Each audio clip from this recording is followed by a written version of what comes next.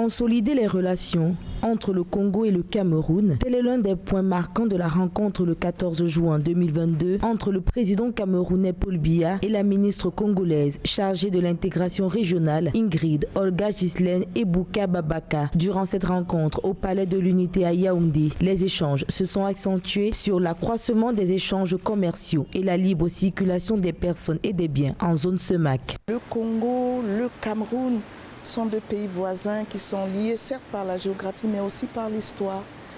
Et les deux chefs d'État entretiennent des relations fraternelles, des relations d'amitié qui font qu'ils échangent souvent sur les problèmes d'actualité, les sujets majeurs. Les deux pays sont dans la CEMAC, dans la CEAC. Donc c'est autant de raisons pour nos deux chefs d'État de se concerter.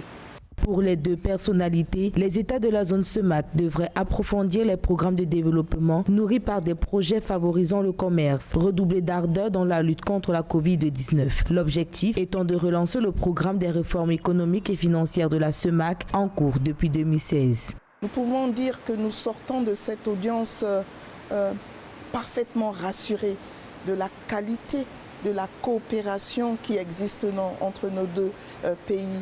Nous allons donc repartir vers notre propre chef d'État, lui transmettre les salutations, les mots, en tout cas je vous assure, qui confirment l'excellence des rapports qui existent entre ces plus hauts personnages de la sous-région. Pour la ministre congolaise de l'intégration régionale, cet échange avec le président Paul Biya entre en droite ligne avec le thème national de la 13e édition de la journée CEMAC, renforcer les échanges commerciaux entre les pays de la CEMAC pour une relance économique post-Covid, forte, durable, inclusive et créatrice d'emplois à l'orée d'une vision d'industrialisation de la sous-région. Une thématique qui rejoint la volonté du Cameroun et du Congo de développer l'économie sous-régionale à travers l'agriculture ou encore le secteur touristique.